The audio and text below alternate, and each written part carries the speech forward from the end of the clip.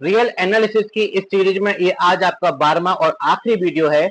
मेरे हिसाब से आपके एलटीगेट मैथमेटिक्स के सिलेबस के अकॉर्डिंग जो आपका यूनिट 2 था रियल एनालिसिस, उसके न केवल सारे कॉन्सेप्ट आपको कराए हुए हैं बल्कि उन कॉन्सेप्ट की प्रैक्टिस भी मैं आपको अच्छे से करा चुका हूं।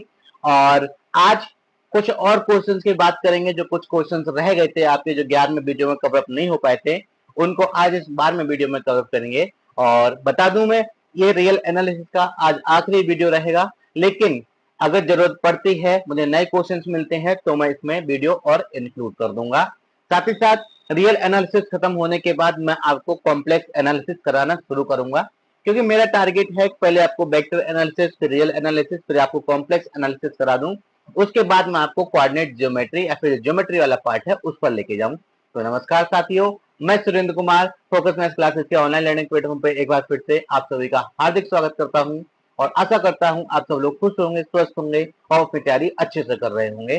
तो टाइम वेस्ट ना करते हुए देखते हैं क्या है आज का हमारा पहला क्वेश्चन। तो कहें the infinite series cos 1 plus cos 1 upon 2 का क्यूब प्लस cos 1 अपॉन 3 का क्यूब प्लस cos 1 अपॉन 4 का क्यूब इज। तो हमें इसकी कन्वर्जेंसी चेक करनी है कि कन्वर्जेंट होगा, डाइवर्जेंट होगा, मतलब कैसा रहेगा वो हमें चेक करना है। तो एक चीज देखो, अगर मैं इसको ऐसा लिख दूं कि 1 अपॉन 1 का क्यूब, तो क्या गलत है? बिल्कुल नहीं। तो मैं अगर आपसे कहता हूं कि इस सीरीज का n टर्म un लिखिए, तो आप लिखेंगे क्या? cos of 1 upon n to the power 3। क्या मैं गलत हूं? बिल्कुल नहीं, क्योंकि आप n की डिफरेंट डिफरेंट वैल्यूज लगाइए और चेक कीजिए कि आपको वैसे ही टर्म मिल रहे हैं जैसे कि क्वेश्चन में गिवन है। तो मैं देखता हूं n की वैल्यू 1 2 3 4 5 6 एंड सो ऑन लगाता हूं तो मुझे सेम मिल जाता है। इसका मतलब ये हो गया कि आपका जो n टर्म है cos of 1 upon n cube हो जाएगा। ठीक है ना? अब cos of 1 upon n cube हो जाएगा, तो आप इसको सॉल्व कैसे करेंगे, आइए देखते हैं। तो मैं आपको बता दूं, मैं यूज करना चाहूंगा कौन सा, वाई डाइवर्जेंस टेस्ट। क्यों? क्योंकि मैं आपको कई बार बता चुका हूं इसके बारे में कि कॉस तो हमेशा आपका डाइवर्जेंट ही आता है। आंखें बंद कर दो, कॉस लिखा हुआ है, अंदर क्या लिखा है मायने नहीं रखता, सिर्फ इतना पता होना चाहिए कि कॉस 1 अपॉन समथिंग है, दैट इज वो कैसा होगा, डाइवर्जेंट होगा। बस मैं आपको सॉल्व करके दिखाना चाहता हूं। सॉल्व कैसे करेंगे? तो डाइवर्जेंस टेस्ट जो है वो कहता है कि L is equal to limit n tends to infinity of un निकालिए। अगर ये जीरो आ गई तो कन्वर्जेंट, एक्चुअली जीरो आ गई तो मैं कहता हूं इनकंक्लूसिव रहेगा। हो सकता है कन्वर्जेंट हो सकता है डाइवर्जेंट हो। इसके जस्ट पहले 11वें वीडियो में मैंने ये बात आपको अच्छे से बताई थी। अगर does not is equal to zero आ गया तो 110% आपका डाइवर्जेंट हो जाएगा। चलिए देखते हैं। Limit n tends to infinity cos of 1 upon n cube, मैं यहाँ पे लिमिट अप्लाई करता हूं, मैं पाऊंगा क्या, मैं पाऊंगा cos 0, और cos 0 की वैल्यू होती है 1। ठीक है, तो लिमिट जो है वो 1 आई और 1 आपका 0 के इक्वल नहीं होता है। इसका मतलब ये हो गया कि लिमिट आपकी 0 नहीं है, और लिमिट आपकी 0 नहीं है तो 110% आपका सीरीज है डाइवर्जेंट होगा। आई थिंक आपको क्वेश्चन समझ में आया होगा, कोई बड़ी चीज नहीं थी, सारा मैं आपको पहले करा चुका हूं। चलिए चलते हैं नेक्स्ट क्वेश्चन पर। तो क्वेश्चन नंबर 101 है, क्या है, the series summation summation 1 upon n log of n की होल पावर p इज। तो मैंने जब आपको कॉन्सेप्ट आए थे तब भी मैंने इस सारे लॉग के जितने भी कंडीशंस थी, 5 कंडीशंस आपके लॉग की बन रही थी, 5 चौके पैसे मैंने आपको लिखाई है। तो n log n to the power p होती है, तो आप ये समझिए कि p जो है p सीरीज टेस्ट जैसे वर्क करती है कि p की वैल्यू जैसी होगी वैसे इसकी डिसाइड करेगा। p अगर ग्रेटर देन 1 हुआ तो मेरा हो जाएगा क्या, कन्वर्जेंट। p अगर लेस देन 1 हुआ तो हो जाएगा मेरा क्या, डाइवर्जेंट। ठीक है, तो क्या हो जाएगा हमारा, कैन आई कन्वर्जेंट इफ, नहीं, convergent if p is greater than 1, that is option number B is the right answer. I think question समझ में आया होगा, समझने वाली बात तो थी नहीं, सिर्फ कॉन्सेप्ट था। चलिए चलते हैं अपने अगले क्वेश्चन पर। क्या है हमारा अगला क्वेश्चन? तो 102 कुछ इस प्रकार से कह रहे हैं, द सीरीज, हमको पता करना है कि क्या कौन सा सीरीज इसमें सही है, कौन सा ऑप्शन जो है मेरा वैलिड है। ठीक है, तो एक चीज आप नोट कर पा रहे होंगे सभी क्वेश्चंस में, क्या है, sine pi upon 2n square और कॉस पाई अपॉन 2 की पावर n ऐसा दिया हुआ है। मतलब क्या हुआ, मैं एक बार चेक करूंगा किस चीज को, साइन पाई अपॉन 2 की पावर 2 इंटू एन स्क्वायर को और चेक करूंगा कॉस ऑफ पाई अपॉन 2 की पावर n। ठीक है, मैंने आपको हमेशा बताया है साइन में आप एक काम करेंगे कि आप साइन को इग्नोर मार दो, आपको मिलेगा क्या, अगर मैं bn निकालू यहां say that is auxiliary series, वो मिल जाएगी 1 अपॉन एन स्क्वायर। और इसको देखता हूं तो p की वैल्यू क्या है, p की वैल्यू 2 ग्रेटर देन 1 है, दैट इज कैसा हो जाएगा, कन्वर्जेंट। तो ये वाला तो मेरा कैसा है, ये वाला मेरा है convergent by p series and comparison test. ठीक है, अब मैंने आपको बताया था जब भी आपके साथ कॉस लिखा हुआ हो तो आप एक काम करेंगे, आप डाइवर्जेंस टेस्ट लगाएंगे। और उससे पहली बात मैं ये बता चुका हूं, कॉस आएगा तो डाइवर्जेंट होगा, चेक ही क्यों करना है। तब भी मैं आपको चेक करके दिखा देता हूं कि डाइवर्जेंस टेस्ट अगर मैं यूज करूं तो लिमिट निकालूंगा कि limit n tends to infinity of q n, क्या, cos of pi upon 2 to the power n, अगर इस टाइप से लिखा हुआ है। तो अगर मैं यहाँ पर एक काम कर दूं कि मेरा जो लिमिट है उसको लिमिट को अप्लाई कर दूं तो मुझे मिलेगा क्या, मुझे मिलेगा L is equal to cos pi upon 2 to the power infinity. ठीक है, ये जीरो नहीं है। और आप जानते होंगे अगर आधार आपका एक से बड़ा है, उसकी पावर इंफिनिटी है, उसकी वैल्यू इंफिनिटी होती है, that is pi upon infinity. ठीक है, आगे सॉल्व करूंगा, मिलेगा क्या, मुझे मिलेगा cos 0 और cos 0 होता है 1। दैट इज लिमिट जो है वो आपकी कैसी है, does not is equal to 0, कहूं मैं नॉन जीरो है तो बाय डाइवर्जेंस टेस्ट मेरा ये सीरीज है, ये सीरीज कैसा हो जाएगा, ये वाला सीरीज जाएगा डाइवर्जेंट। अब आप ऑप्शन चेक कर लो, option number D is the right answer कि आपका साइन तो कन्वर्जेंट है बट कॉस कैसा है, डाइवर्जेंट है। That is option number D जो हो जाएगा वो आपका राइट आंसर हो जाएगा। आई थिंक क्वेश्चन आपको समझ में आया होगा। तो नेक्स्ट क्वेश्चन है 103 का है सीरीज। तो इसके बारे में मैं आपको पहले से बता चुका हूं कॉन्सेप्ट में, ये सारे क्वेश्चंस मैंने आपको वहां पर कराए थे। अगर मैं इसको सही से लिख लूं तो ऐसा लिख सकता हूं कि n log n to the whole power p, actually p आदत में है 1/2। ठीक है, तो एक्चुअली हम कंपेरिजन करते हैं कि 1 upon n log n to the power p को कंपेयर करते हैं। और अगर p मेरा ग्रेटर देन 1 होता है तो मैं कहता हूं कन्वर्जेंट है, और अगर मेरा p जो है वो less than n is equal to 1 होता है तो मैं कह देता हूं कि मेरा सीरीज कैसा होगा, डाइवर्जेंट होगा। तो यहां पर आप कंपेयर करें तो p की वैल्यू क्या पाएंगे, आप पाएंगे 1/2 और 1/2 is less then 1, that is क्या हो गया आपका सीरीज डाइवर्जेंट हो गया। ऑप्शन नहीं है ना सही, जरूरी थोड़ी नहीं है कि हमेशा एमसीक्यू में ही पूछे जाएंगे। ठीक है, तो याद रखना ये सीरीज आपकी कैसी है, ये सीरीज आपकी डाइवर्जेंट है। आई थिंक क्वेश्चन आपको समझ में आया होगा। चलिए चलते हैं नेक्स्ट क्वेश्चन पर। तो क्वेश्चन नंबर 106 कुछ इस प्रकार से है, कहे for the series summation n varies from 1 to n un of the positive terms u, let limit un over un plus 1 is equal to l, then which of the following is true. ठीक है, तो जितने भी test आपके एल्टीग्रेट mathematics के syllabus में लिखे हुए थे तो उसमें से कोई भी आपका स्टैंडर्ड फॉर्म कुछ इस प्रकार का नहीं था।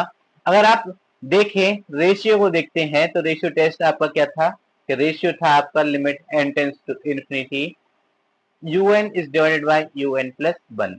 ठीक है, ये था।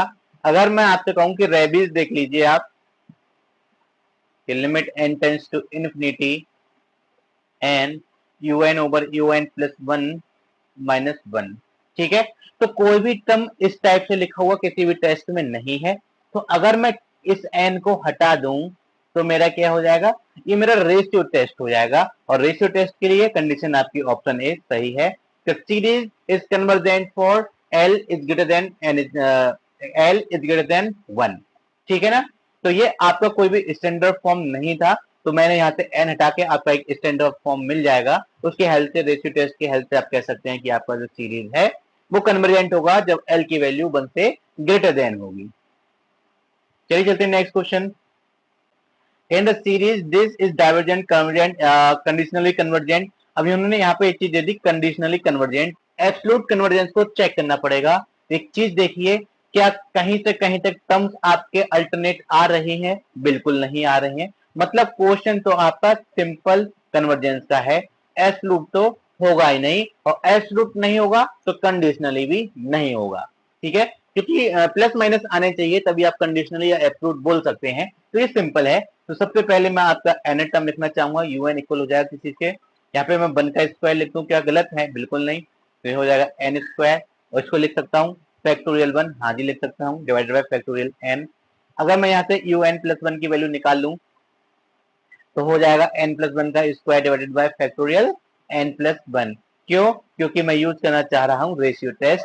तो अगर मैं यहाँ से un अपॉन un प्लस 1 की वैल्यू निकालूं तो मिल जाएगा मुझे क्या कि n square divided by factorial n and is multiply by factorial n plus 1 and is divided by n plus 1 to whole power 2।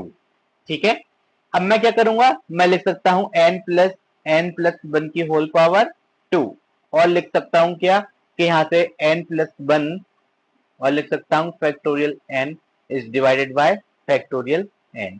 इस फैक्टोरियल से ये फैक्टोरियल कैंसिल आउट हो जाता है।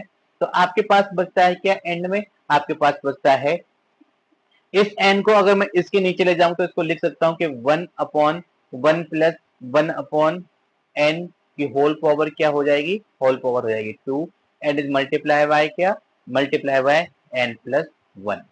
ठीक है, अब आप एक काम करें, आप निकालें क्या लिमिट, लिमिट क्या होती है, limit n tends to infinity u n is divided by u n plus 1। तो आप देखेंगे कि limit n tends to infinity आपको मिलेगा क्या कि 1 upon 1 plus 1 upon n to the power 2 and is multiply by 1 plus n और n plus 1। तो इसकी वैल्यू तो आपकी 1 हो जाएगी, इसमें जैसे ही आप इन्फिनिटी पुट करेंगे आपको जो वैल्यू है वो मिल जाएगी इन्फिनिटी, और इन्फिनिटी आपका ग्रेटर देन 1 होता है, डेट इज आपका ऑप्शन जो सही है वो हो जाएगा ऑप्शन नंबर बी, कन्वर्जेंट।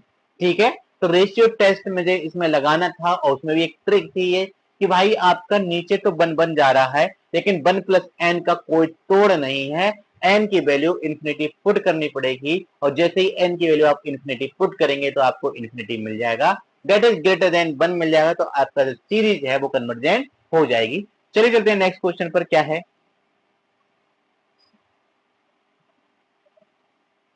कह रहे हैं 108 when x is equal to 1 the series. ठीक है, तो मुझे इसका अगर nth टर्म लिखना हो तो nth टर्म कुछ इस प्रकार से लिखूंगा, x की पावर 1 नहीं लिख सकता क्या, बिल्कुल लिख सकता हूं। तो हो सकता है क्या मेरा ये हो जाएगा मेरा कि x to the power n is divided by 1 2 3 that is n 2 3 4 that is n plus 1। ठीक है, अब ये कह रहे हैं क्या at x is equal to 1, तो भाई मैं बाद में n की x की वैल्यू 1 क्यों पुट करूं, इतनी बड़ी कैलकुलेशन करता फिरूं, तो मैं हैंड टू हैंड पुट करूंगा, दैट इज un क्या हो जाएगा, un हो जाएगा 1 अपॉन n और 1 प्लस n। ठीक है, तो अगर मैं यहाँ से एक चीज देखूं कि bn की वैल्यू निकालूं, late us consider an auxiliary series bn। ठीक है, तो bn किसके इक्वल हो जाएगा, bn इक्वल हो जाएगा आपका 1 अपॉन n स्क्वायर, एक n ये है और एक n ये है, दैट इज n स्क्वायर, और बाय p सीरीज टेस्ट, ठीक है ना, by p series test p की वैल्यू क्या है आपकी 2 ग्रेटर देन 1, तो आपका जो समेशन bn है वो सीरीज कैसी हो जाएगी, वो आपकी कन्वर्जेंट हो जाएगी, और bn कन्वर्जेंट है तो बाय कंपैरिजन टेस्ट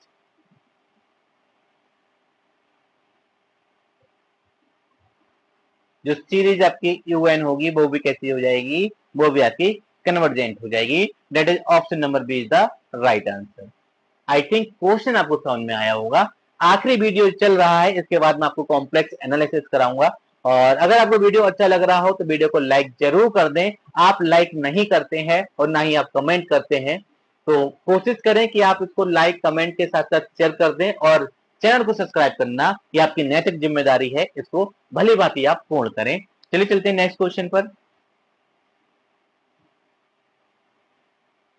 तो इसको तो आप देखकर ही बता पाएंगे, अगर मैं इसका एनाटम लिखता हूं तो ये हो जाएगा 1 अपॉन लॉग एन। ठीक है, तो मैंने आपको बताया था कि 1 अपॉन लॉग एन जो है एक ऐसी सीरीज है जो आपकी हमेशा ही कैसी होती है, ऑलवेज डाइवर्जेंट। ठीक है, तो इसका सही जो आंसर होगा वो हो जाएगा आपका डाइवर्जेंट। ठीक है, तो ये ऑप्शन बी सही हो जाएगा। चलिए चलते नेक्स्ट, क्या है, in a series n to the power p is divided by n plus 1 to the power p plus alpha is convergent if and only if।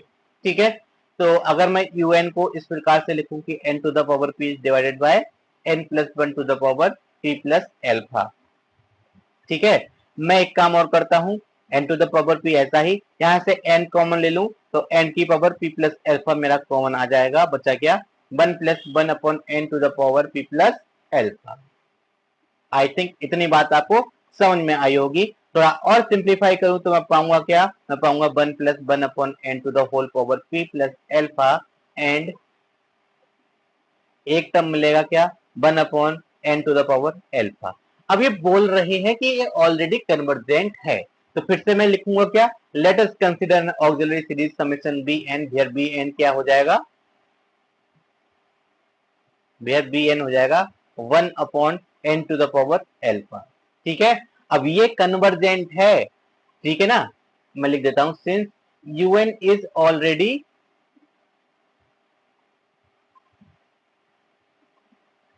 un is already convergent, इसलिए आपका bn भी कैसा हो जाएगा, bn भी आपका convergent हो जाएगा। और bn कन्वर्जेंट हो जाएगा इसका मतलब ये हो गया कि जो p की वैल्यू है p is equal to alpha है, वो कैसा होगा, p आपका ग्रेटर देन 1 होगा। मैं कह सकता हूं कि मेरा एल्फा जो है वो मेरा ग्रेटर देन 1 होगा। चेक करो option, option number C is the right answer. I think question समझ में आया होगा। चलिए चलते हैं नेक्स्ट क्वेश्चन पर, क्या है क्या सीरीज 2 अपॉन, चलिए 2 upon 1 plus 3 upon 2 plus 4 upon 3 plus 5 upon 4, तो मुझे इसका n टर्म लिखना है। ये बच्चों वाले सवाल हैं, ये तो आप आराम से कर सकते हैं। ये n plus 1 is divided by n, यही तो है ना, इससे ज्यादा थोड़े ही नहीं है कुछ भी। ठीक है, तो अगर आप देखें इसको ऑक्सीलेटरी, कंडीशनली कन्वर्जेंट तो होगा नहीं, ऑक्सीलेटरी दिख नहीं रहा, तो कन्वर्जेंट और डाइवर्जेंट में से एक चीज होगा। तो आपके सामने लिखा हुआ है un, तो एक चीज देखें, अगर मैं un की एक वैल्यू निकालूं 1 प्लस 1 अपॉन n हो जाएगा, और मैं अगर इसकी लिमिट ले लूं by using the divergence test, limit n tends to infinity of un क्या हो जाएगा मेरा, limit n tends to infinity 1 plus 1 upon n की वैल्यू किसके इक्वल हो जाएगी, 1 के, और 1 मेरा 0 के इक्वल नहीं है, that is not non zero quantity है। और नॉन जीरो क्वांटिटी में क्या कहता है, बाय डाइवर्जेंस टेस्ट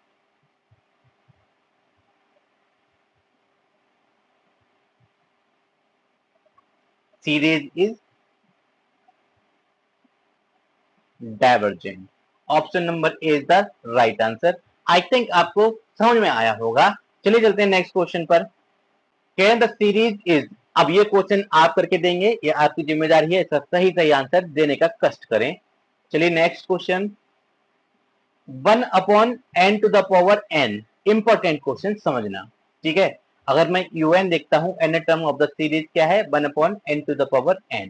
वहीं अगर मैं एक चीज देखूं कि मैं अगर यहां से यूज कर लेता हूं मेरा रूट टेस्ट, रूट टेस्ट क्या होता है, रूट टेस्ट होता है un to the whole power 1 upon n। मुझे क्या मिलेगा, मुझे मिलेगा कि limit n tends to infinity 1 upon n to the power n to the whole power 1 upon n। Simplify करता हूं, मैं पाऊंगा क्या, कि limit n tends to infinity 1 upon n, और जैसे ही मैं इंफिनिटी पुट करता हूं मुझे मिलेगा क्या, 0। और 0 क्या है, ऑलवेज लेस देन 1, और लेस देन 1 अगर आपकी लिमिट आ जाती है, इसका मतलब ये हो जाता है कि आपका जो सीरीज है वो कन्वर्जेंट होगा, क्योंकि मैं बात कर रहा हूं यहाँ पर रूट टेस्ट की। Why, root test, Cauchy, root test. ठीक है, याद रखिएगा, उसमें लिमिट अगर लेस देन 1 होती है तो मेरा कैसा होता है, कन्वर्जेंट होता है, और लिमिट अगर ग्रेटर देन 1 होती है तो मेरा कैसा होता है, डाइवर्जेंट होता है, और लिमिट की वैल्यू अगर 1 होती है तो मैं कहता हूं कि मेरा टेस्ट फेल हो गया, इनकंक्लूसिव। ठीक है ना, मेरा टेस्ट फेल हो गया।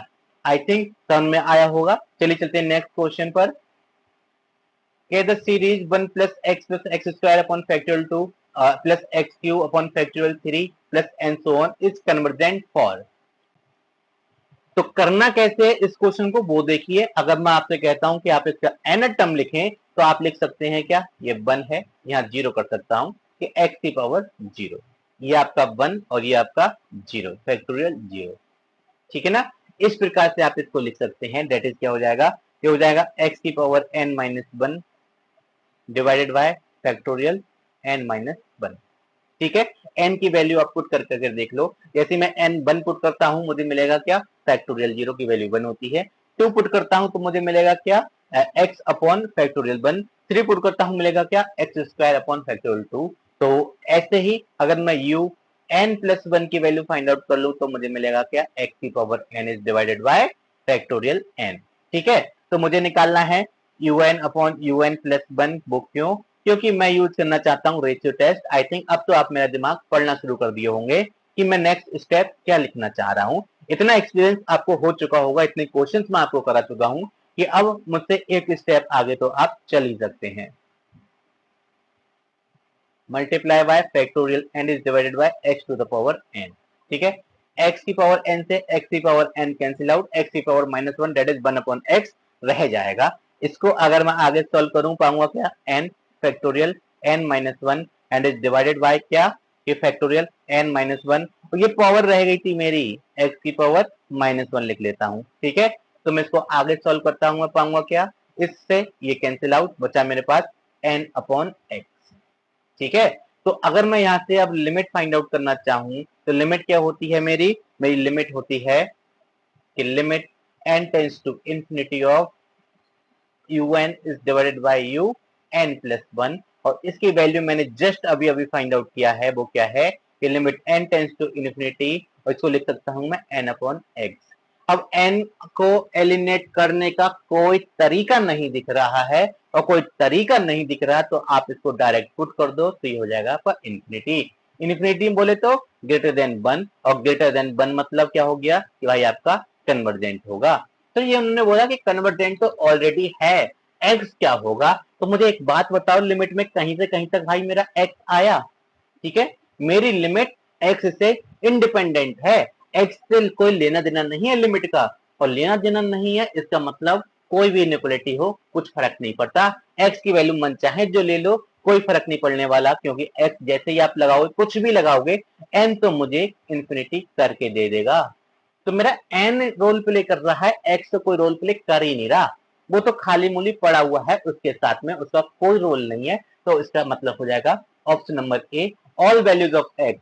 एक्स की वैल्यू मन चाहे जो लगा लीजिए, एन उसको इन्फिनिटी बना ही देगा। ठीक है, आई थिंक आपको बात समझ में आई होगी। चलिए चलते हैं नेक्स्ट क्वेश्चन पर। अब ये क्वेश्चन है, ये क्वेश्चन आप करके देंगे। दो सीक्वेंस आपको दिए हुए हैं, आपसे पूछा है ये कौन कौन से सीक्वेंस आपके कन्वर्जेंट है, कौन कौन से सीक्वेंस आपके डाइवर्जेंट रहेंगे। ठीक है, या फिर कौन सा सीक्वेंस जो आप बताएंगे। ठीक है, तो आपको बताना है कि भाई कौन कौन से स्टेटमेंट जो है आपके कन्वर्जेंट होंगे और कौन कौन से स्टेटमेंट जो है आपके डाइवर्जेंट होंगे। ठीक है, तो आपको बताना है अगर दोनों ही डाइवर्जेंट है तो आपको कमेंट बॉक्स में लिखना है कि आपका पहला और दूसरा स्टेटमेंट दोनों ही डाइवर्जेंट है। मतलब जैसा आपका रिजल्ट आ रहा हो आप मुझे चेक करके बताएंगे कि स्टेटमेंट वन और स्टेटमेंट टू आपके अकॉर्डिंग कैसे कैसे हो रहे हैं, उसके बाद मैं आपको इसका सही आंसर एक्सप्लेन कर दूंगा। चलिए चलते हैं नेक्स्ट क्वेश्चन पर। कहते series summation n varies from 1 to n 1 to infinity n upon to the power n is. तो फिर से वही कि n टर्म आपको लिख लेना है, तो मेरा n टर्म कुछ इस प्रकार से है कि n अपॉन टू की पावर n। ठीक है, ऐसे ही मैं अगर यहाँ से u n प्लस वन निकालूं तो मुझे मिल जाएगा क्या कि n plus one is divided by two की पावर n प्लस वन। कर क्यों रहा हूं? क्योंकि मुझे रेशियो टेस्ट यूज करना है, और रेशियो टेस्ट ही क्यों यूज करना है, आप चाहो तो कॉची रूट टेस्ट भी यूज कर सकते हो, वो भी आपका सिद्ध साबित होगा। कैसे कि मेरा n अपॉन टू एन की पावर क्या हो जाएगी वन अपॉन एन। मैं इसको लिख सकता हूँ क्या कि n to the power one upon N is divided by two. ठीक है, और इसकी वैल्यू हो जाती है लिमिट लगाने के बाद वन, दैट इज मिल गया क्या one by two. One by two that is less than one, less than one that is हो गया क्या सीजीटी मतलब कन्वर्जेंट। ऑप्शन जो है option C is the right answer. तो ये मैंने आपको करके दिखाया किस चीज से, ये मैंने आपको करके दिखाया और रूट टेस्ट से। वो बात दूसरी है कि मैंने सिर्फ शॉर्टकट लिखे हैं आपको समझाने के लिए। ठीक है, डिटेल में आप खुद कीजिएगा, मैं आपको रेशियो टेस्ट से करके दिखा रहा हूं। तो मैं लिखूंगा क्या u N upon you N plus one मैं निकालूंगा तो मुझे मिलेगा क्या कि एन अपॉन टू की power n multiply by two की power n plus one divided by n plus one. Two की पावर एन से टू की पावर एन कैंसिल आउट, बचा मेरे पास क्या ये u N plus one is equal to मिला, इस n को इसके डिवीजन में ले जाऊंगा, मेरे को मिलेगा two upon N plus one upon N मैं इसको लिख सकता हूं क्या कि 2/1 प्लस 1/n। अब मैं एक काम करूंगा, मैं अप्लाई करूंगा लिमिट, तो limit n tends to infinity of un is divided by un plus 1 मेरा हो जाएगा क्या, इक्वल हो जाएगा क्या, limit n tends to infinity ये 2 is divided by 1 plus 1/n, इसकी वैल्यू हो जाती है 1, दैट इज हो गया 2। 2 मतलब ग्रेटर देन 1, और ग्रेटर देन 1 मतलब कैसा है आपका, कन्वर्जेंट है। तो भाई आप रेशियो टेस्ट से चेक कर लो तो भी कन्वर्जेंट है, रूट टेस्ट से यूज कर लो तब भी कन्वर्जेंट है, तो होना तो कन्वर्जेंट ही है। आई थिंक क्वेश्चन समझ में आ रहा होगा। चलिए चलते हैं नेक्स्ट क्वेश्चन।